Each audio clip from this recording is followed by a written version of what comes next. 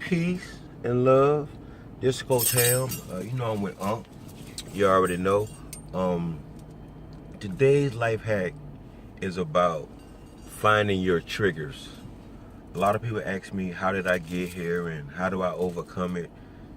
To me, it was me working on embracing being uncomfortable. When you're so uncomfortable, you want to find some type of a release. Um, and that's how some people come susceptible to suicide, because these voices inside their head are so uncomfortable they can't bear it no more. But you got to figure out what a trigger is. A trigger is if a certain person come around you and you feel some type of way, or if somebody mentions something about a father figure not being in your life. Someone say, I'm your daddy. That could be a trigger. It could be a broken relationship. Well, with me, my broken relationship was my last relationship. When the separation came, it's a trigger. So that's the effect. But let's go way back to the cause. So that separation going on, then you're thinking about how did it actually come to be that? Because every time we have a trigger, it's our body's way of telling us we need to deal with this issue.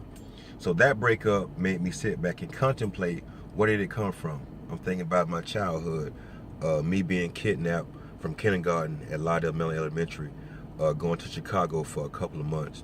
And then from there, that being snatched and ripped away is such a abrupt situation that becomes a trigger.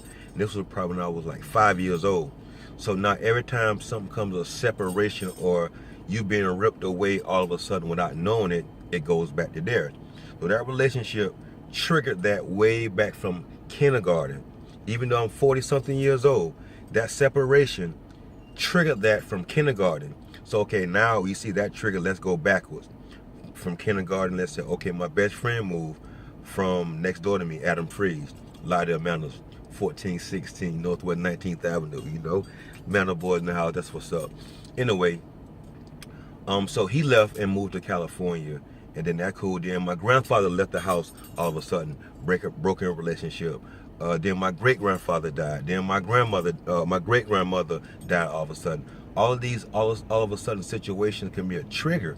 So now, if you don't understand or deal with it, and go from relationship to relationship, or from thought to thought, you are taking all these wounded situations with you. There's nothing wrong with you. It's not your fault. You're susceptible to anybody you're around for a long period of time. So whoever raised you, my grandmother, my mother, my grandfather, watch these people. 90% of their habits is just going to be automatically given to you, because that was your role model. That's who gave you your program. That's who taught you to think the way you think. Now, as you sit back and contemplate, ask yourself, whoever programmed you mentally, it could be your mother, it could have been Marines, it could be a bad situation. Whatever programmed your mentality, that's where you're going to be stuck at. So me being stuck at 3 years old and being 40 something, see the big gap in that, being that separation, not be able to function, dysfunctional family, dysfunctional separation. So now it forms a hypersensitivity. So anytime that comes up, you feel some type of way. And the way you can feel, if it's a trigger, you're gonna feel I sweat sometimes, I sweat under my arms, my palms might get sweaty. Anytime, just pay attention to that. Pay attention to what foods you eat. A food can trigger something. So if you're having a good time and a low vibration hits you out of nowhere, like a blind side, just think about, what did I eat today? What was I listening to? Who was I around? It doesn't matter the title. It could be your mother, it could be your kids, it could be anybody that could be a trigger. That doesn't mean you don't love them. It's just showing you within inside yourself something that needs to be healed. Same thing when your car needs gas. A little picture of a gas pump will come up. That just simply means put gas in the car. Same thing with your body. It can't speak to you, but it's going to send you a sign. Do not ignore it. Do not put it to the back.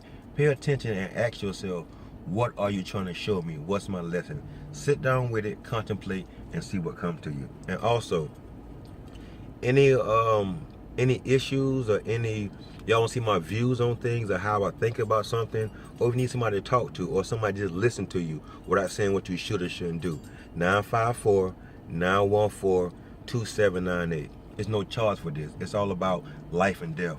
you talking to me could save you or could save me, or vice versa. So don't be afraid to reach out. 954-914-2790. You can text, you can call.